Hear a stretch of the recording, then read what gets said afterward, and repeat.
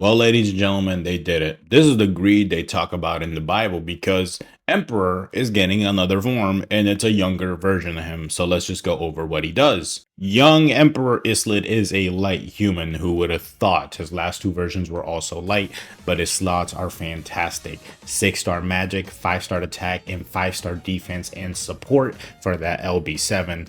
Honestly, you could swap either one. Truth be told, the defense is really good, and so is the support, depending on the situation that you might be running in. Maybe like the harder content, or if you need to nuke stuff, go for it. But you will be nuking in general content with this character. His skill is able to increase his own arts by 30, and with it, if he's used within the first 90 seconds, the skill, guys, it increases by additional 70.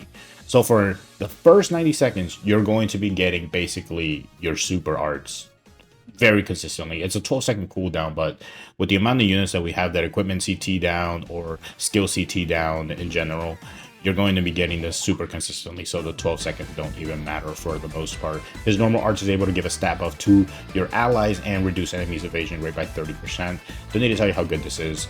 Stat buff is always nice, and evasion rate just to make you hit things more consistently. The True Arch is able to reduce enemies' damage res by 50%, which is incredible, but more importantly, he increases his super crit rate by 50% for 50 seconds. I believe this is the first super crit rate that isn't tied to the duration of the true arts or the super arts happening. Usually when the super arts is done and over with, the super crit goes away, but this looks like it stays with the stipulation of the 50 seconds.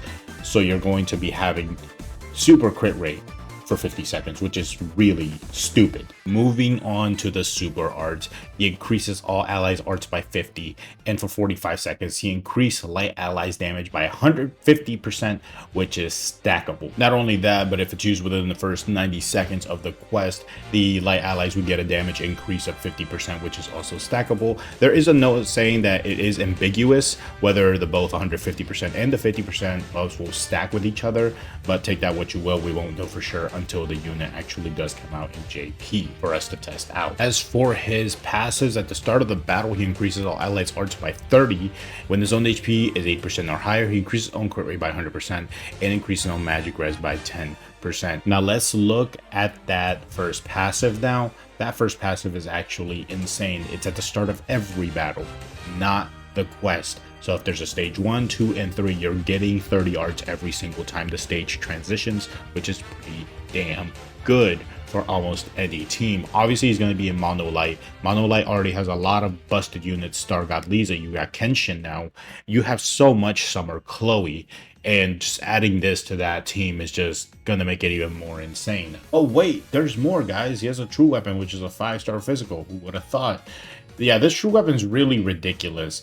It's able to have the nuke weapon thing where it basically reduces enemies light res by 30%, which is pretty alright. But when it's equipped by the Emperor himself, he gets passive arc gauge and increasing his physical damage by 70%. More importantly, if it's equipped by anybody, at the start of the battle, increases own arts by 20. So if you thought 30 wasn't enough with him, yeah, just 50 is fine, you know. That's kind of insane. And mind you, this goes with his passive to give everybody 30 arts, which also I do believe includes himself, which is kind of insane. So 50 arts right at the gate with every battle, which is really ridiculous. So on average, if you are getting over 100 arch within the first 90 seconds, you're getting passive arc gauge, and you're getting an additional 20 arch with this, not including the fact that you're also giving all allies 50 arch, which I do believe he also gives himself. You can pretty much just put 2 and 2 together. This guy's getting a super art every single time. The true art, super art. He basically has everything you need within the first 90 seconds, which is insane. And even if you run out of those first 90 seconds, yeah, this guy's insane. I don't know why they made it so much better than the actual Emperor himself. It would seem the kid version was more busted all along. Which, by the way, that true weapon does reset every time you do a battle. So, again, stage transition, you get the equipment again, even though you just used it. Which is really stupid. But, yeah, that's pretty much it.